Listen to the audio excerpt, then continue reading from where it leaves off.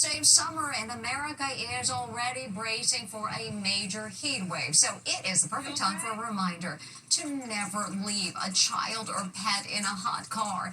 This woman saw a dog panting in 90-degree weather, so unable to find the owner, she opened the car door and gave the dog water. Then she got the shock of her life. As Allison Hall reports, when a police officer arrived, she was the one in trouble. A woman sees something in the parking lot on a blazing hot day. You okay? There's a dog inside that pickup truck. The windows were rolled down about this much. The dog was clearly at that point in distress, panting really heavily. Suzanne Vela says she was leaving the gym in Cornelius, North Carolina when she saw the pooch and what she says was obvious distress. The car was parked really close to the Wendy's restaurant, so I did go inside of the Wendy's and looked around, and I did not see any adults. Suzanne called 911, but she says she couldn't wait for police to arrive. So she took matters into her own hands to rescue the dog. She went to open the door of the pickup truck, and to her surprise, it was unlocked. Suzanne gave the dog water from her water bottle. 10 minutes later, an officer showed up. Turns out her good deed, giving the pooch some cold water, landed her in hot water. What right do you think you have to open someone's door? I already told you, I don't think that I had a right, but all I said was that if there's a dog and on a 90-degree day, locked in the car panting, I'm going to give it water. You have no right to do that. Okay. Turns out, under North Carolina state law, only first responders are allowed to enter a car if they can't locate the owner. The police officer got very close to me and just started raising his voice, yelling at me, telling me that I had broken the law, that I had absolutely no right to go into somebody else's property. The officer accused Suzanne of trespassing because she opened the car door to come to the aid of the dog. Do you regret breaking the law in this way? When it comes to the safety and well-being and the humane treatment of a person or an animal, I am happy to break the law, and if I had to do it again, I would have done the same exact thing. The owner of the car declined to press charges. Now he's being investigated for alleged animal cruelty. The officer acted appropriately. A scary moment. There was no one more successful in TV journalism than Barbara Walters, the first woman to anchor a national evening newscast. But as driven as she was professionally, a new documentary points out that she wasn't so lucky when it came to love. She had a TV career unlike any other. And going through 50 years of footage was difficult. Jackie Jesko, the director of the new Barbara Walters documentary, says the TV legend's devotion to fame shut down her personal life. When I was in my 20s and 30s, when I should have been dating, I was working day and night. I didn't have those kinds of years. I didn't have those years until I was in my 30s and 40s. Barbara adopted a daughter named Jackie. She admitted to being an absent mother due to focusing on her career. Jackie decided not to participate in the documentary. You know, I think if you watch the film, you'll kind of get a better sense for why the two kind of had this difficult relationship. We offered her the opportunity to be in the film, and she didn't want to, and we understood that. Tonight has finally come for me, and I'm very pleased to be with you, Harry, and with ABC News. In 1976, Barbara made TV history when she was named co-anchor at ABC, the first for a woman. Her then unheard-of salary of $1 million stirred a huge controversy. I don't feel I have to rationalize that I was offered that money by both ABC and NBC.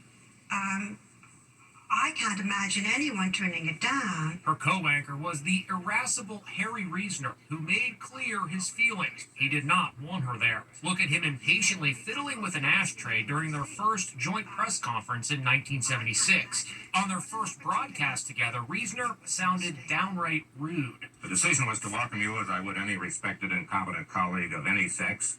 By noting that I've kept time on your stories and mine tonight, you owe me 4 minutes. Their chemistry was awful. The show was a flop, and Barbara was like, that was the hardest time in my professional career. Many years later, it would be Barbara Walters herself who would feel threatened by a new network hire, Diane Sawyer. I think that she was very threatened by Diane. Diane Sawyer was on hand when Barbara Walters retired in 2014 from The View, her last hurrah. She died at age 93 in 2022. The documentary Barbara Walters, Tell Me Everything starts streaming on Hulu on Monday. Next, overnight dangers. I was so shocked. Is it safe to run your dishwasher at night? What about washing your clothes at night? Even charging your cell phone while you're sleeping. This is a great example of what not to do. Plus, dynamic duo, Beyonce and Miley. And Gorilla on the attack. Inside Edition will be right back. Get ready for some heart-stopping video. That's a giant silverback gorilla barreling down a hill while roaring, terrifying a group of tourists. The wildlife conservationist who shot the video in Uganda says this is a rare occurrence and no one, gorilla or human, got hurt. Now take a look at this. That is what is left of a dishwasher after it was engulfed in flames. A busy mom had left it running overnight, never thinking in a million years it would catch on fire. So is it a good idea to leave appliances and other household items running while you're asleep? We spoke with an expert who had some potentially life-saving tips. Imagine waking up to this. I was so shocked. That's what happened to Simone Anderson when she turned on her dishwasher before going to bed. I went to bed about midnight, and it was about 1:20 when I heard the smoke detectors going off. Her husband Paul went downstairs to investigate. He immediately realized that our dishwasher was completely engulfed in flames, and so he ran back upstairs and said, "We got to get the kids and get out of the house." So, what happened? It was some sort of wiring deep within the dishwasher itself that over time had frayed. We wondered, how safe is it to leave appliances and other household gadgets unattended when they're plugged in? Fire safety in the home, it starts with the homeowners. Michael Utaro, Chief Fire Marshal of New York's Nassau County, says for large appliances that get hot, like dryers, homeowners like Gina Cohen need to take a few basic precautions. A dryer is a type of device because it has a heating element in it that you really do not want to leave that unattended when you go out for a long period of time.